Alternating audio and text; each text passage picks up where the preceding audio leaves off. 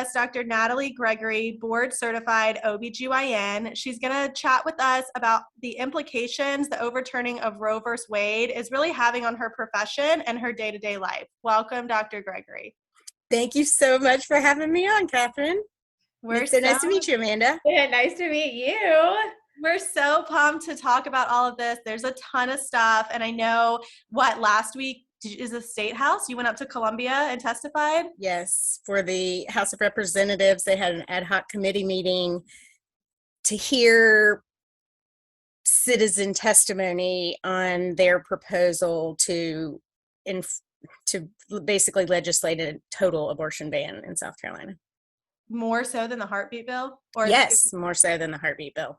Okay. Yeah, and so Amanda's in North Carolina, so I definitely want to talk specific to South Carolina mostly. So I don't know, Amanda, if you know all of the kind of the implications of the heartbeat bill, but I wanted to start off with the connection. So Dr. Gregory and I, we've worked together since 2017. What is that? Really? Has it been that long? What is that, 6 years? Yeah. Is that 6 years? 7 years? 5 years. I don't know. Long time. But I wanted to say that because a lot of this, the reason I wanted to have her on is because I'm the person that she has to ask the questions to. Like the letter that you read at the State House went to me first, I think. Yes, it did. Yeah. And I read it like Friday night at 10 p.m. And I'm like, these are like legitimate questions that it's so crazy. Administration just doesn't have answers to. And it's been 2.5 weeks and we still don't have the answers to your questions. No. And the reality is that they're almost rhetorical questions because nobody has the answers. And that's sort of the point is you can't legislate things that are not black and white. And I don't think that they understand the implications that it has on all of the people that live in the state. Yeah, so that's absolutely the point. So let's go back. What is your background? Can you share with our listeners kind of your background? Obviously, they know that you're a practicing OBGYN, but when did you get started? How long have you been practicing, et cetera? Yeah, so I grew up in Tennessee, and then I went to Presbyterian College here in South Carolina in Clinton. And then I went to the Medical University of South Carolina for med school. And then I really wanted to be an internist or a pediatrician, and I did not think anything about doing women's healthcare. And I delivered my first baby in the middle of the night, and it was like the most amazing thing. And I love the surgical aspects of it and the primary care aspects of it. And it's a specialty, I think, that kind of offers all of it. I think it's the most wonderful specialty ever. And that's why I always tell all my students to go into OBGYN. But anyway, I did my residency out in Colorado. So 4 years in Denver, and then moved back to Charleston. And I've been in the same practice since I graduated, right here in Mount Pleasant. We practice in Georgetown, and we have an office on Daniel Island and one in West Ashley. So kind of all over the Charleston area. So I've been here since 2009. Dang. Gosh, it's already 20. So what is that? I didn't realize you'd only been at this one practice since you graduated. What? And I don't think that's really the usual. I think most people don't necessarily stay with the first place that they go. Well, I wanted to kind of do a shout out to like your character. So when we typed this up and shared it and people sent in questions, one of your patients reached out to us, and I'm not going to name who it is, but you're going to know exactly who it is. And she just said, I have no questions for Dr. Gregory, but she's been my OBGYN since I was 16 years old. She's counseled me, prayed with me, and celebrated with me. She saved my life when I was losing my baby at 17 and a half weeks from PPROM. Is that how you pronounce it? Yes, PPROM. Due to a septic uterus, and 16 months later, she delivered my beautiful, healthy baby girl. I absolutely love that woman. I know you know who it is. That's so sweet. And I just had to share that because I think, and I know you shared this on a previous podcast this week, like you're a pastor's daughter, right? Yeah, I'm a PK. A pastor's daughter. Uh-huh. Preacher's kid. Preacher's kid. You are like the most caring for your patients. Like the whole pro-life, pro-choice thing, like we don't even need to even use those terms, but like your patients come first. Yes, always. And I think that's a perfect we joke that older brother is a doctor too. He's an orthopedic surgeon, but we joke that if you mix ministers and biology teachers, you get doctors. Because my mom was a biology teacher and professor at the College of Charleston eventually. And my dad's a Presbyterian minister. Oh my God. So I'm actually an elder in the Presbyterian church. Okay. I'm not currently serving, but once you're ordained, you're forever an elder in the Presbyterian church. Oh, That's funny. cool. And I've been ordained online so I could marry my friend. That's And I married a patient in labor. Did I ever tell you that? Oh my. I had a patient who came in. She was supposed to get married that day, and she broke her water. And she came in, and I was like, I'm actually ordained. And Connie Mahan, who's like the greatest nurse ever, I love her. She's a notary. So she got her epidural, and then she got married. Oh my goodness. Stop. That's awesome. amazing. That's an awesome story. Well, I mean, just totally wanted to put that in there because we're going to talk about PPROM. We're going to talk about your situation in saving people's lives with these rules. So like, let's just jump in. I shared your letter on the stories for What the Fertility. So people have probably read it. We got a ton of great feedback of like, wow, I never really thought about those situations. And you're not going to think about them unless you even know that they exist, right? Like who knows about a molar pregnancy unless probably all of our listeners. But I hope you don't ever know what a molar pregnancy is. I hope never in your life anybody has to explain to you what it means to have pre-viable, preterm, premature rupture of membranes. I hope that never, ever is in your realm of knowledge. Mm-hmm. But let me tell you that as a provider, I'm not an abortion provider. I do private practice. I counsel people about everything, and there are still situations in which a termination of the pregnancy is the safest. The evidence proves that that is the best course of action with the most benefit and the least risks. And so I have to advocate for those patients because this isn't an abortion issue. This isn't like I just want to terminate my pregnancy issue. This is healthcare. And that's why abortion is part of healthcare. You may not like it. I don't like it either, but that's part of it, unfortunately. So can we like talk about every one of those topics? Like, yes. And I could have kept going on this list too. Yeah. So like, but we can go down each one of them.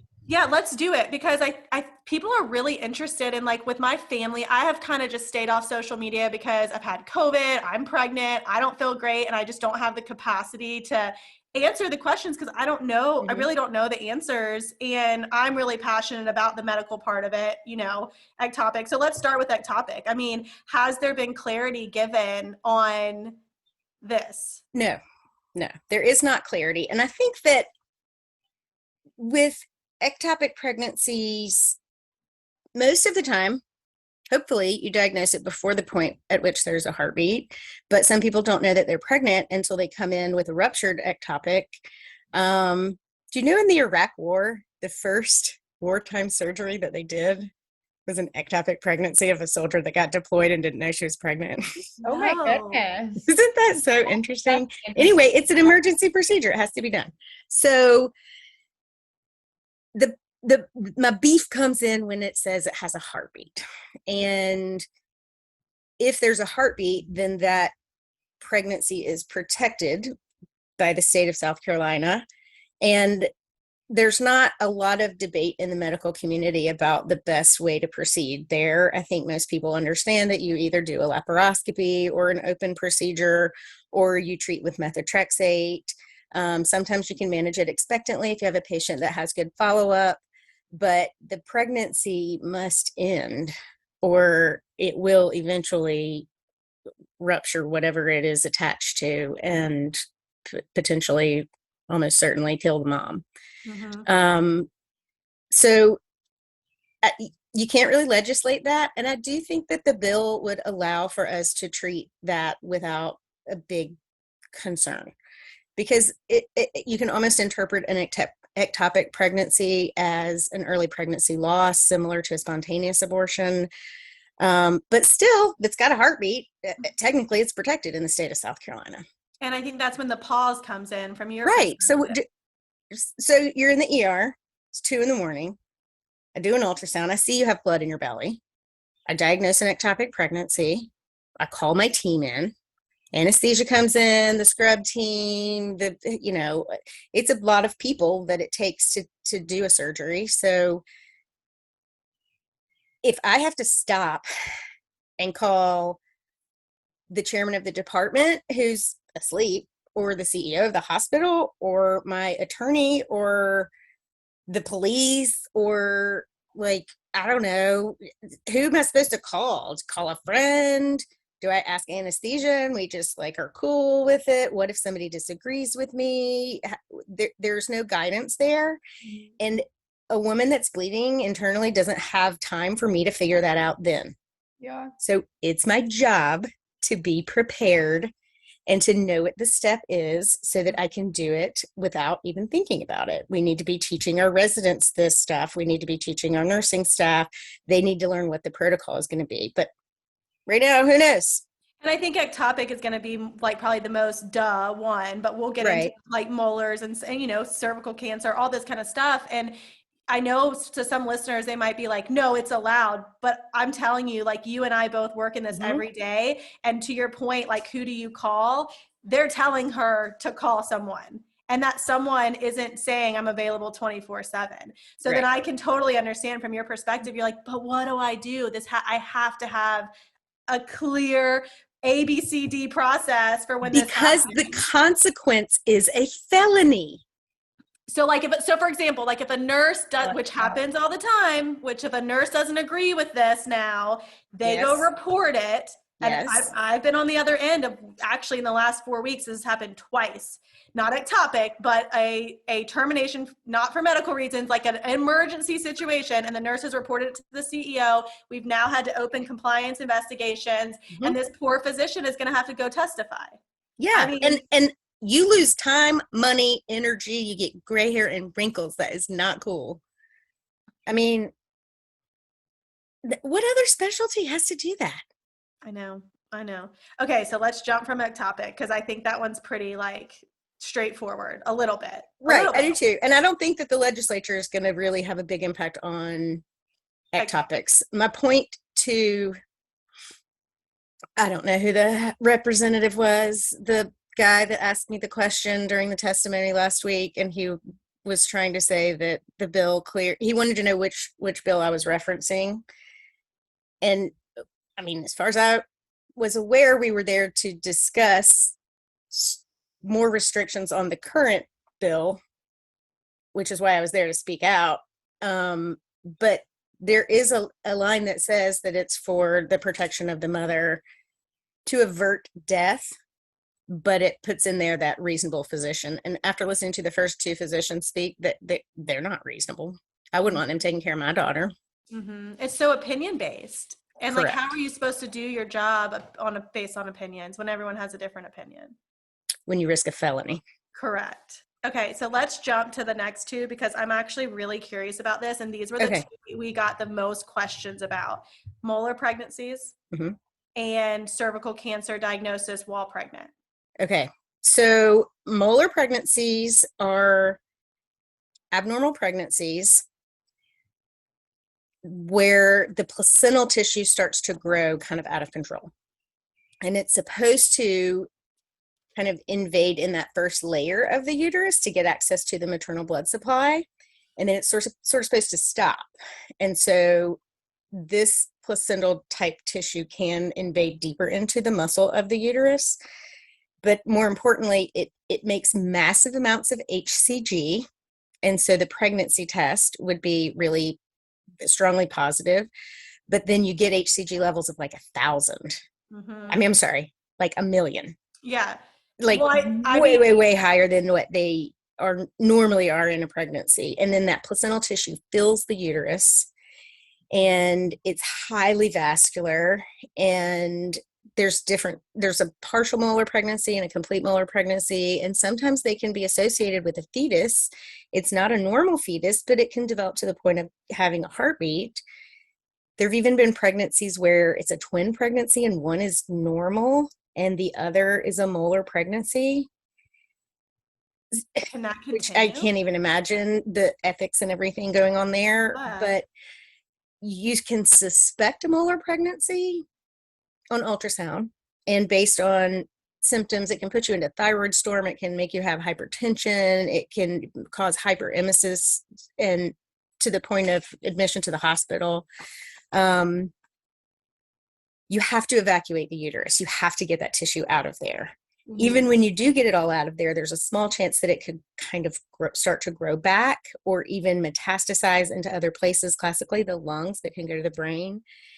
And we have very specific protocols for how often do you check their HCG levels, because that's a tumor marker at that point. Mm-hmm. After you evacuate the uterus, so after you do a DNC, at which point they're very high risk for having hemorrhages. Sometimes if they've completed childbearing, the treatment is a hysterectomy. Like, you don't even do a DNC, you just take the whole kit and caboodle out. Wow. But then afterwards, you have to follow their HCG levels every week until they go to 0, and then you follow them for every month, and they have to use good contraception, because if they got pregnant again, it would go up and you wouldn't know if it was gestational trophoblastic neoplasia, which can then become things like choriocarcinoma, which is 100% treatable because these are rapidly dividing cells. So treating it with methotrexate, which is a folic acid inhibitor, can cure you. So it's not typically something that we think of as deadly. It's something that can be very, very dangerous, but it's also super, super rare. I mean, people are like a mole, like in the ground, like a little mole. You're like, yeah, kind of like a mole, but it's a molar pregnancy. So I just want to ask this question. Has there ever been an actual molar pregnancy that was viable and resulted in a live birth? No, not that I know of.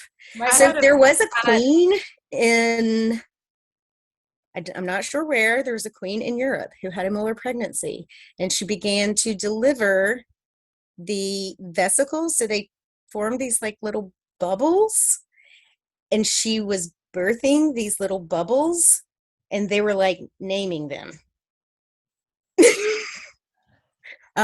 Because they were heirs to the throne. Because she was royalty. Okay. Yeah. What were you going to say, Amanda? I was just going to say, one of my girlfriends just had a molar pregnancy, and there was 2 babies, and she wound up losing both of them though. Mm-hmm. But yeah, I mean, and she then had to get a DNC, and the same thing, they had to watch. I mean, they're still she's still going back for monitoring. And Amanda, I'm curious, how late was that in her pregnancy? Was it early? She was 12 weeks and had no bleeding, no nothing. She was doing her gender reveal. She went in literally to get the blood work done to see what gender the baby was and everything, and then that's when they found out. That's what I have a very close friend. She's now delivering her baby boy next week, but same thing. She was super pumped. They had actually announced the pregnancy, and at 14 weeks, it was a partial.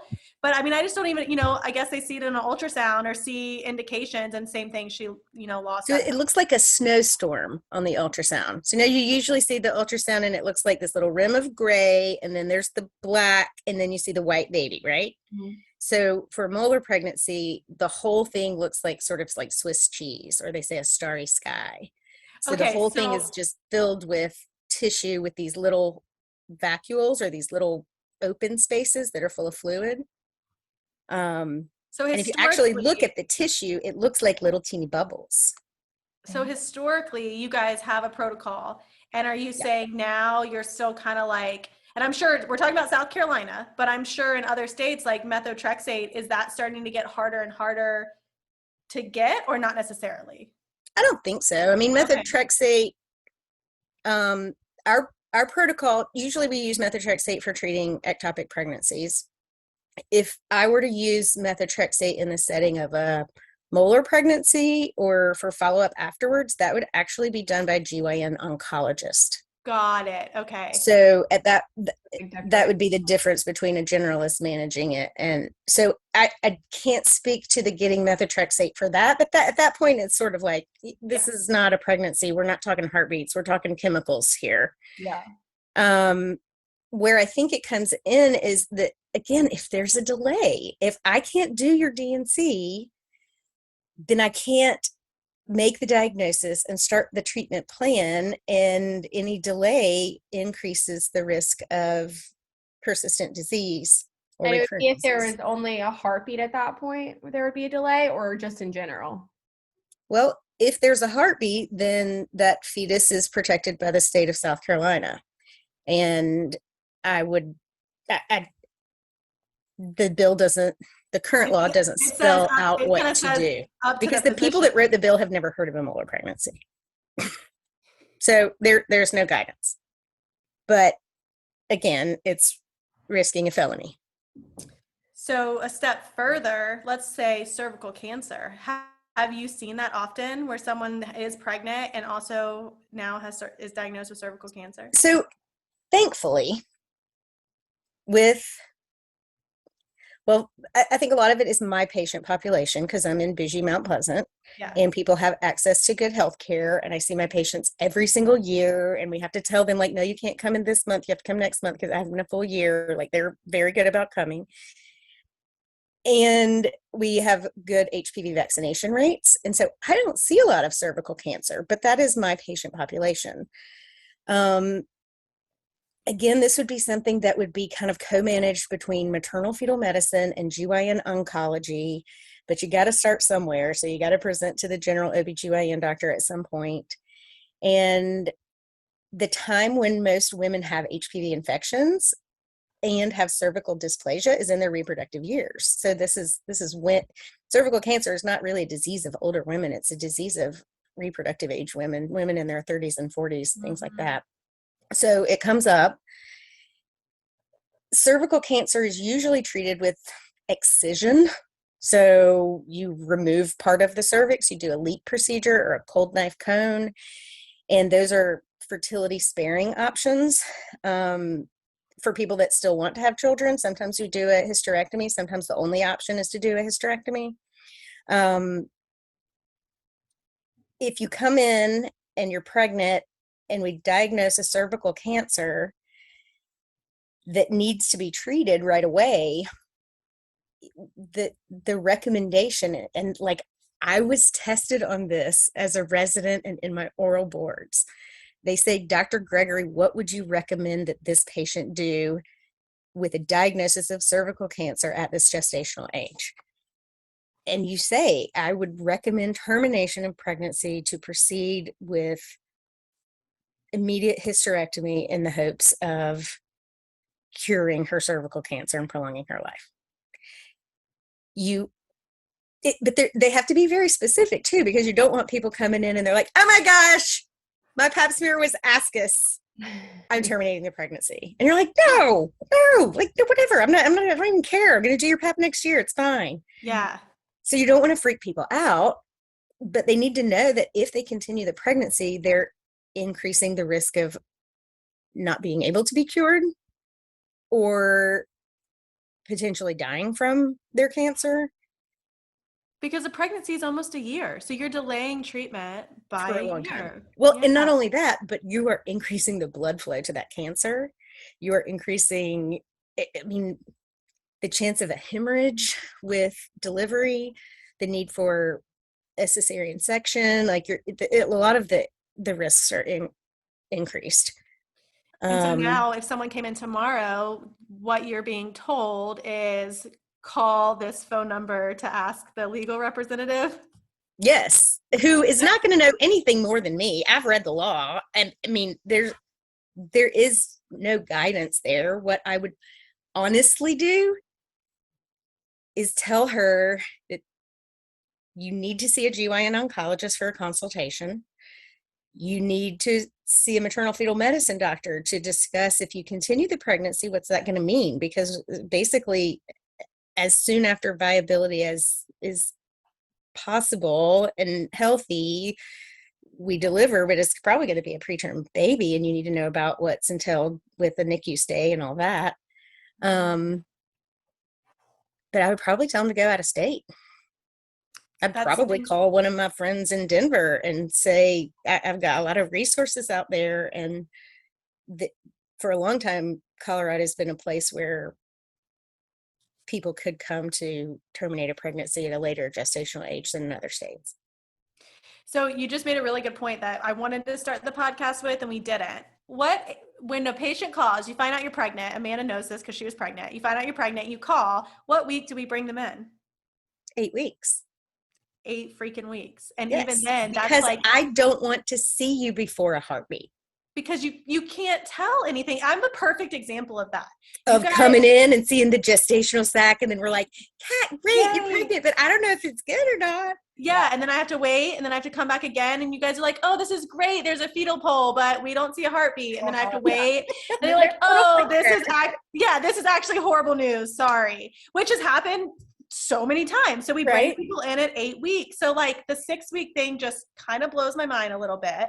And can you kind of talk about, from a provider perspective, what a 6-week fetal heartbeat is scientifically versus maybe a 12-week heartbeat? Well, I mean, the development of the heart. Right. So initially, as far as what we can see with an ultrasound without like looking at it under the microscope, obviously there are implications. If you're looking at it under the microscope, then it's not in the body and you've terminated the pregnancy. But you first see a gestational sac, and then you see a yolk sac, and then you see a fetal pole, and then you start to see a flicker. And that flicker sometimes can be like 40 beats a minute, 50 beats a minute, which is super terrifying if that is when we happen to catch you and we tell you you've got a fetus with a slow heartbeat. But it's completely normal. And sometimes that, I think I saw Della's heartbeat at 5 weeks and 3 days, 5 weeks and 4 days, something ridiculous. She was less than 2 millimeters and I could see a flicker. So we're looking at like less than 2 weeks from a positive pregnancy test. Easily before the point when I would say most people know that they're pregnant. And we first see that little flicker of a heartbeat, which is really just sort of electrical activity and a primitive heart that is starting to pump blood around. Obviously, if you're only 1.8 millimeters, it doesn't take much to pump your blood around. And then the heart continues to develop, and it's not until about 12 weeks that we can hear it with a little Doppler machine on your tummy. So before that, we have to do an ultrasound, typically a transvaginal ultrasound, until, I don't know, maybe 9 weeks or so. And then after that, we can see on your abdomen to see more detail. We do the vaginal ultrasound because we can get a lot more precise images, and we really need to be right on target as far as figuring out what your due date is at that early ultrasound. So there's a tiny window of opportunity between finding out that you are pregnant and when you see a fetal heartbeat on an ultrasound. A tiny window of opportunity. There is about a 0% chance that you can get an appointment, even as an established patient, in that window. Oh yeah. Completely. And I know, let's talk about, a family member of mine was pregnant and she lives in California. They would not scan her until 12 weeks. When she went in for her 9-week visit, refused to do a scan. They did just the typical blood work, not even a beta. They just were doing blood work. She went in at her 12-week scan and the baby had stopped growing at 7.5 weeks. And that's like a devastating story, has really nothing to do about, the heartbeat rule. But, like to your point, I mean, South Carolina, we're probably like the highest volume of OBGYN care in our community. And we're barely able to get you in at 8 weeks. We're probably more so getting you in at like 9, unless you really push that. Yes. And there are 10 counties in South Carolina that do not have an OBGYN. We are very lucky in the Charleston area. It's a great place to live. People like to live here, but they can't recruit people to some counties. And realistically, it would be awful to be there by yourself. If you're there in a teeny tiny group with a teeny tiny hospital, that's a difficult job to not have the resources that you need. So people are driving a long time. They're waiting a long time for appointments. And I think we're really pretty good about getting people in, but our office is not the usual. No, I mean, we're seeing hundreds of patients a day between our 4 locations, and we have over, almost 15 providers. We have over 30 providers in the state. So like that's a high access facility, still barely able to get these people in at 8 weeks. And so, I mean, even if you did get them in at 6 weeks or 5.5, because it's the 6th week, if you got them in at 5.5, the likelihood of actually getting that DNC scheduled in 2 days is like less than 1%. Right. So essentially it is an outlaw. The current fetal heartbeat, I always say fetal heartbeat bill that is our current law essentially eliminates the availability of elective terminations. So then we say, okay, well then what are the exceptions to this rule that after there's a fetal heartbeat, we can't which is what we're talking terminate about the pregnancy? today. Absolutely. And like that goes into MFM has come to me and they don't know what to do. And you're sitting here saying I would send them to MFM. And now MFM saying, well, we don't know what to do. Right. And we would, the first comment from the point of contact for you guys has been, well, I would send them out of state, but now I know that my out of state resources do not have the access anymore because everybody's sending them to North Carolina, Virginia. I kind of wanted to talk about, and it somewhat goes into fetal anomalies, but I almost want to go into like preconception. So women that come in, because I've had a really hard pregnancy. I mean, you treated me in labor and delivery emergency situation. I blacked out while driving and you were incredible. But like, I can't imagine if I had what are the words? I'm like preconditions. Preterm like, premature rupture membranes. Well, that, or like I'm talking about like if I had a known heart problem or if I had multiple strokes and I get pregnant, our MFM providers, their true medical thing is no, you cannot carry a baby. Like you're going to put your life at risk. Right. But I think what we forget oftentimes is that you increase your risk of dying by 14 times by being a healthy pregnant person. Yes. Mm-hmm. Yeah, that's you are baseline. Healthy, but the rate of complications, serious complications from the termination of a pregnancy in the first or second trimester is less than 3%. And that includes infections requiring antibiotics, hemorrhages, even excessive pain, like on just a patient reporting having cramping.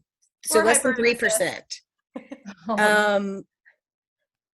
Think about all of the people that you know that have, I mean, you have a 25% risk of having to have a major surgery. You have a risk of preeclampsia, of strokes, of pulmonary embolism, of deep venous thrombosis, of sepsis, of chorioamnionitis. You have the risk of, I don't know, kidney infections and that's any woman that chooses vaginal to be pregnant. lacerations. I mean, I try to tell my husband all the time, this is the most dangerous state that I will ever be in, being pregnant. Actually, Kat, it's going to be the first 2 weeks after you deliver. Please. That's the most high risk time. Have you on speed dial. Yeah. So for the 10 months, but it is, I mean, women are already putting they're putting their life at risk to have this child. And I mean, look at you guys. Your whole podcast is how hard you've worked, how much energy and time and effort and love and money you put into wanting to put your life at risk because the benefit is so great. So, you know, we're always say, as physicians, we're trying to help you make medical decisions. We have to discuss the risks and the benefits and the alternatives. I don't think I would have a whole lot of patience if you came for your very first visit and I told you, every new OV patient, like, you're going to have 14 times the risk of dying. You're going to have potentially your vagina rip open. And if I suggested termination to every pregnant woman, it would be ridiculous. Mm-hmm. I think every woman that comes to a first prenatal visit knows that there were alternatives. Usually they've thought about it before they come to see me. I don't have a lot of patients that electively terminate their pregnancies. Maybe they don't tell me. Maybe they tell me that they miscarry and really they terminated. But I do think that my patients most of the time seem to be pretty open with me. And we do treat them with kid gloves if they're not sure what they want to do. We'll call them every couple days. Like, do you have any questions? Can we help you? Are you feeling okay? Like, what can we do? But that's every clinic doesn't have the ability to do that. So you just said something that we haven't touched on, birth control, IUDs. Yeah. How does this play into role? I mean, does this? So I do think that at least in the state of South Carolina, and this is not the same all over the country, but the law specifically says that it's not targeting contraception. So, for example, in Tennessee, my sister lives in Tennessee, and they've outlawed Plan B. What in the world? I read something about that. I know I recently. All that does is delay ovulation. So it's illegal to delay your ovulation in the state of Tennessee. Oh, that's so interesting. I didn't know that that's what it did. I knew that it didn't like actually terminate the pregnancy. I was curious how that works. Yeah, it's a progestin. What do we give to new pregnant women who are especially at risk of miscarrying? Or what did you shoot in your butt after IVF? I mean, it's progesterone. So it's not harmful to a pregnancy in any way. So it just shows how the legislation doesn't make any medical sense. A long time ago, like the reason I won't go to Hobby Lobby is because there's a Supreme Court case where after the Affordable Care Act passed, they didn't want to pay for IUDs for their employees because they believed that IUDs were abortifacient medications, or that it was causing a conceptus to not implant and therefore aborting healthy babies by preventing implantation. And while the copper IUD and now the Mirena IUD can be used for emergency contraception within 5 days after an assault or unprotected intercourse, and the mechanism of action probably is preventing implantation, although we're not really sure, IUDs don't really function like that. So if you ask me, how does an IUD work? I would say the fallopian tubes under the control of, or under the influence of, the progesterone that's in the Mirena IUD, they stop their normal peristalsis. So normally the fallopian tubes kind of do this thing like the intestines do to kind of grab the egg and move it on down the road. So it stops that. So typically the egg would just get ovulated and then like go out into never, never land and not go down the fallopian tube. It thickens the cervical mucus so the sperm can't get in there. And then it thins the lining of the uterus so that it's not easy for the sperm to kind of swim through there, because it's normally this nice lush place with all of these, energy throughout the way that the sperm can kind of get through there. And so it basically prevents the connection of the sperm and the egg. I've had like a ridiculous number of people asking for more, either coming in for birth control or calling like, refill my pills, or coming in for IUDs because they were like, yeah, we were just doing like the whole pull and pray thing, but like I'm getting scared now because we really don't want a baby. But IUDs are amazing. I love them. LARCs, so the other LARC, long-acting reversible contraception, is the Nexplanon, which is the little rod that goes in your arm. That actually has the lowest pregnancy rate of any contraception. Was it really? We do a lot of those.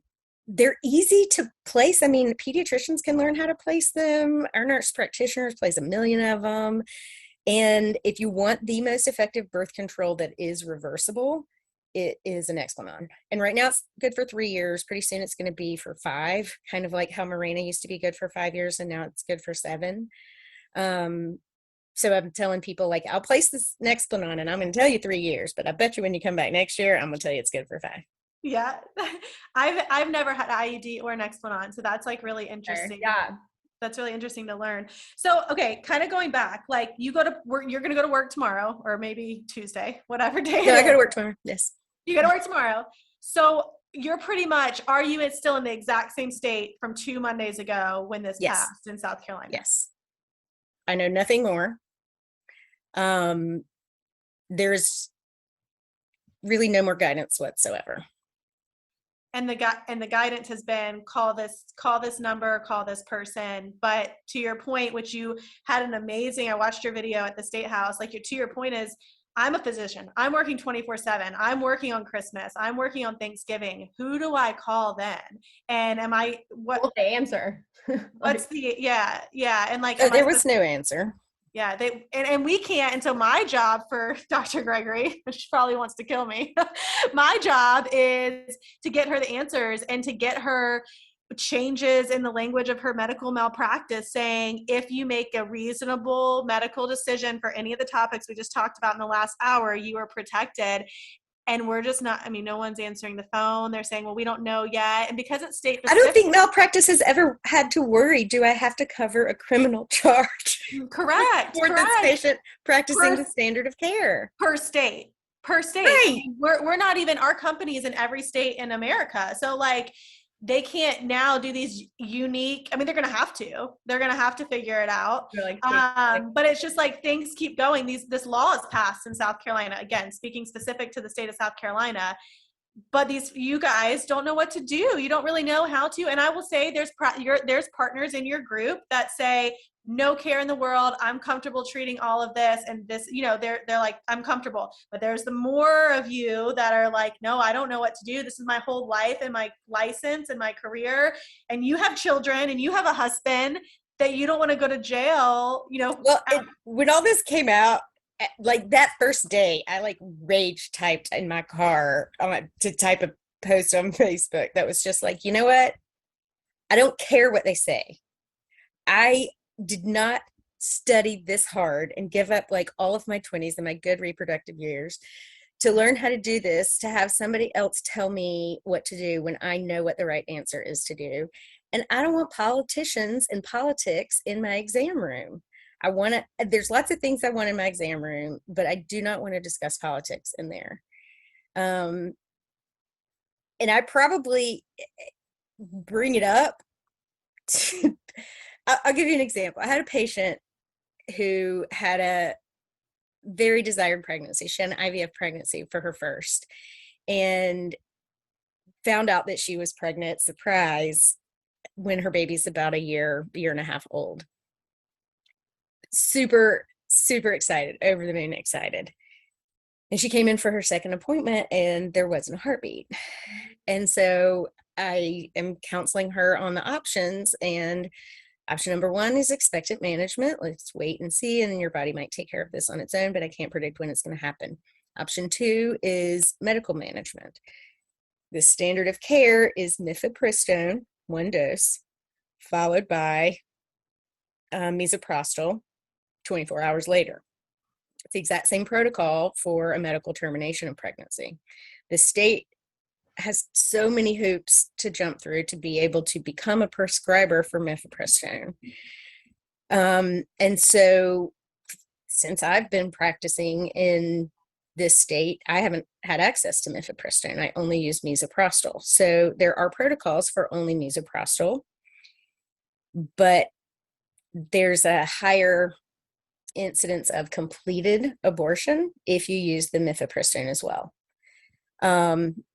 But it has to be administered by somebody who witnesses the person take it. They still have to sign the forms that say that I understand that this is a termination of pregnancy. They have to sign the same forms for the state of South Carolina. They have to have that like 24-hour waiting period. And so it's not really feasible. And I'm working on getting that. But I told this couple, option number two is medical management, and the right medical management is not available to you. I'm sorry. Our next best is this other one. And then our third option is to do a DNC. And the guys, especially this guy, was like, what? You mean you can't just write a prescription for that and we can pick it up at CVS? I'm like, no, sir, I cannot. He's like, so my wife's not getting the best care that she could get because of red tape and anti-abortion stuff. And I'm like, yeah. And he's like, but this is not an abortion. I'm like, I know that.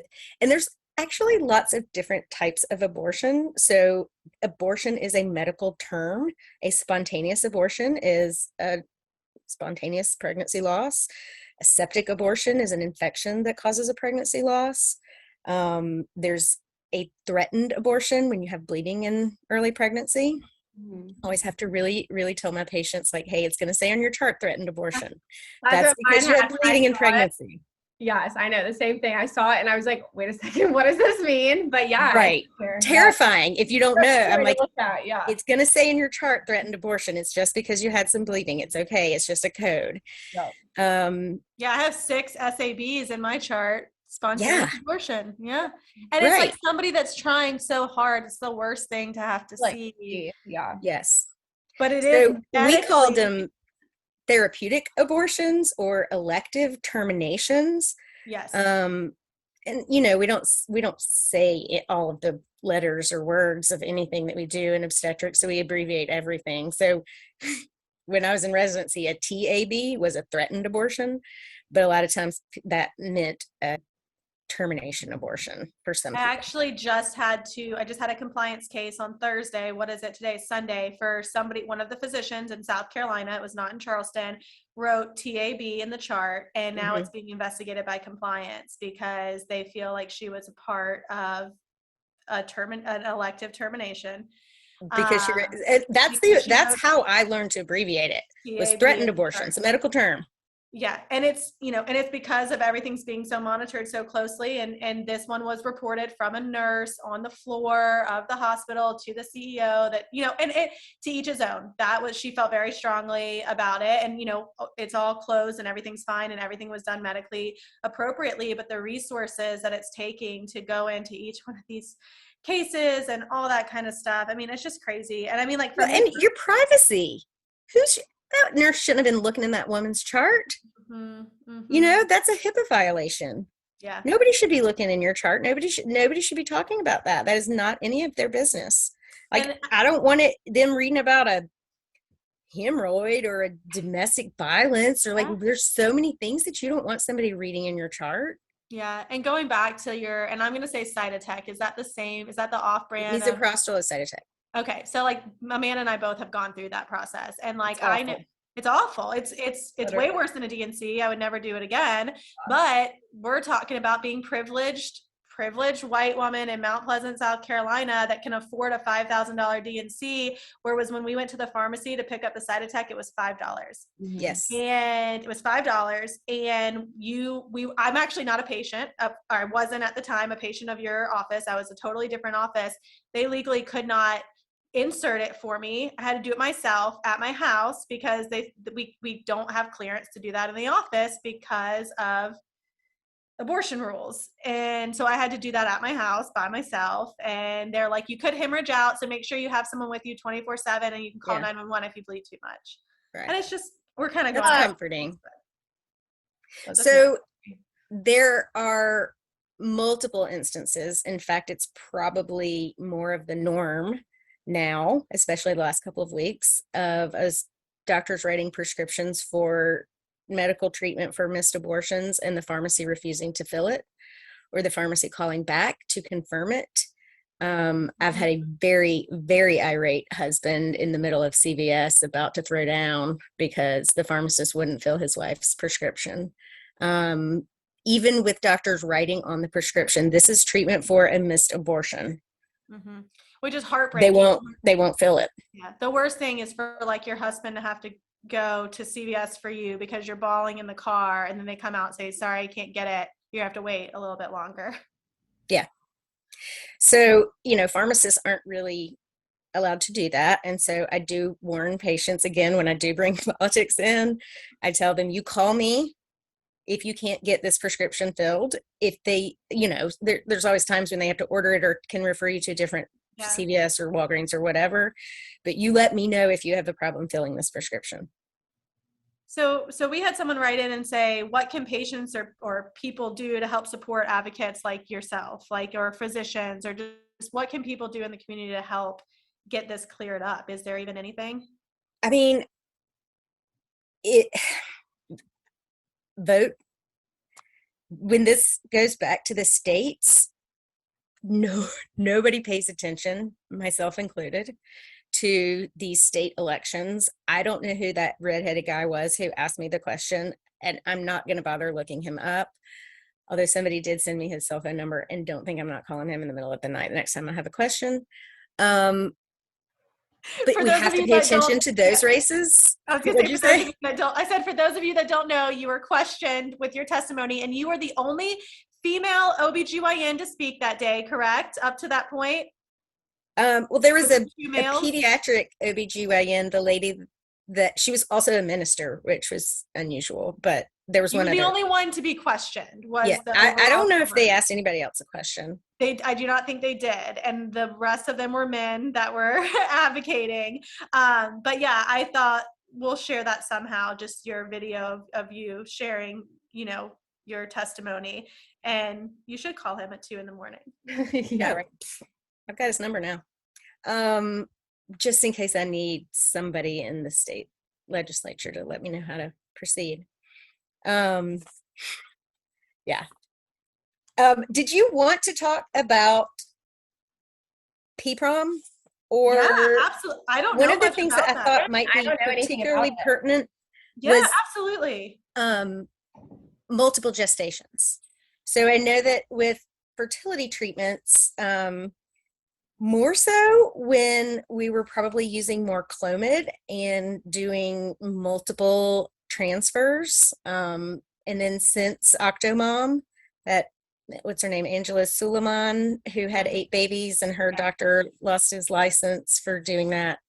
Oh yeah, there have been a lot of changes in the kind of the rules for reproductive endocrinology for embryo transfers. Well, I know when we went through it for the specific clinic I was at in South Carolina, you had to be 35 and over to transfer more than one embryo, or I think that was it for my clinic, or your statistical results of a live birth had to be like less than 2%. And so then they would do 2. I don't know, Amanda, if it was similar. Ours was, I know, is 35 and older. And then I think if you had a certain amount of like failed IVF transfers, they would then transfer more than one. But I can't remember how many you had to like go through that were failed. Right. So it's a big deal to be pregnant with more than one baby at a time. It increases the risk of complications for moms and babies dramatically, and it goes up exponentially as the number of babies increases. So, there have been a lot of TV shows about people like John and Kate plus 8.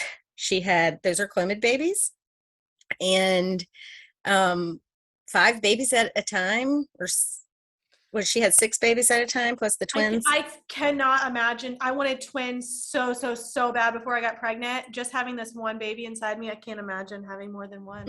I can't. So then you think about, I mean, I've also had patients that got one embryo put in and it split and they got twins and they're identical, and it's amazing. But anytime you're doing any kind of advanced reproductive technology, there's always a risk of multiple. So when I counsel patients about using letrozole or using Clomid, I always counsel them that this is supposed to work, and ideally it would work for you to ovulate one egg and everything would just happen perfectly. But sometimes it works too well and you ovulate more than one. Sometimes in these ovulation induction cycles, they'll have to cancel the cycle or tell you like, don't go have sex because you have way too many follicles right now.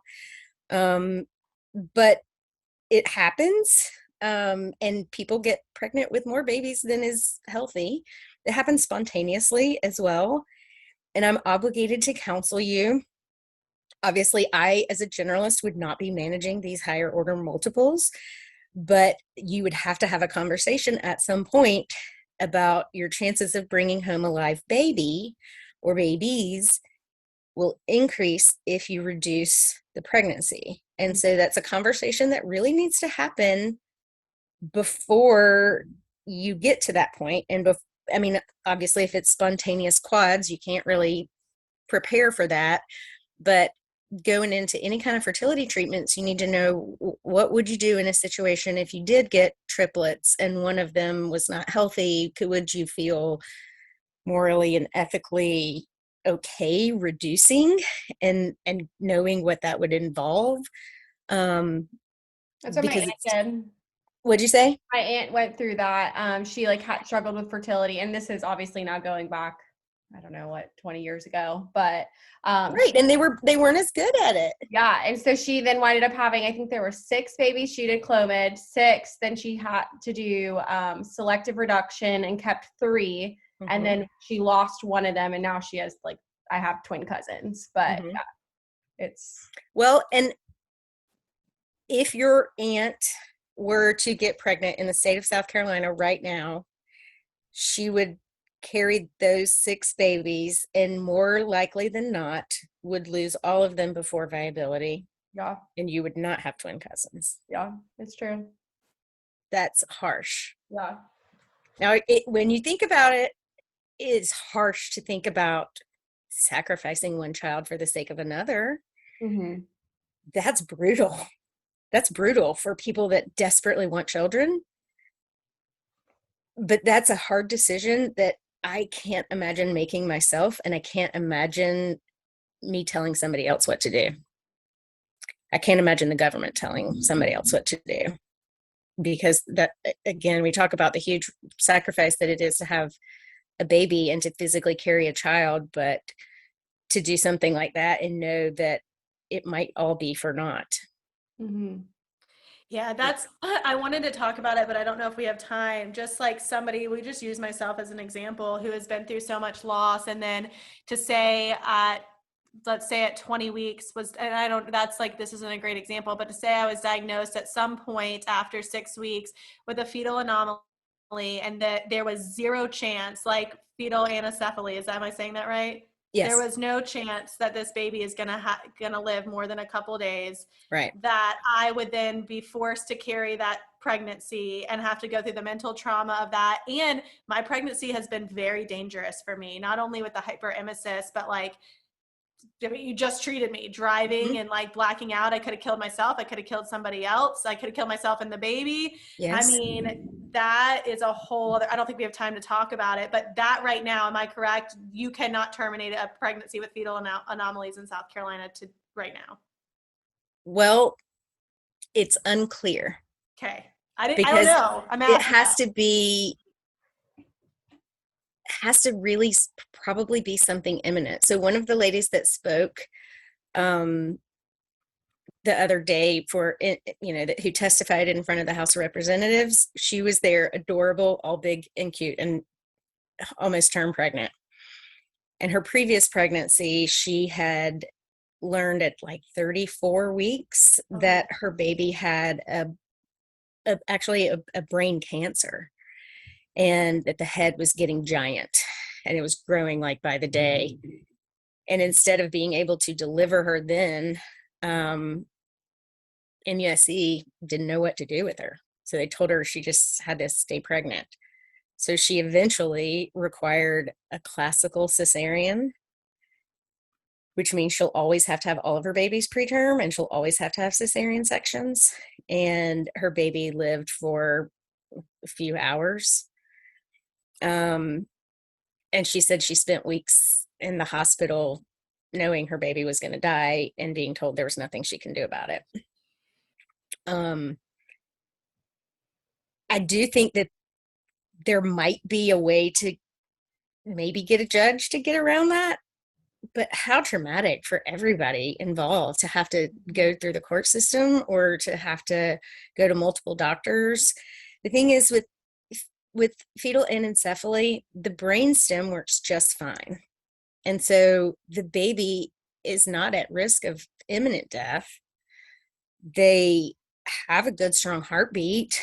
They have a respiratory drive, but they have no quality of life. Now, there are some women who say, so my dad's associate minister in the church when I was growing up in Tennessee, she had a pregnancy and had an encephalic baby.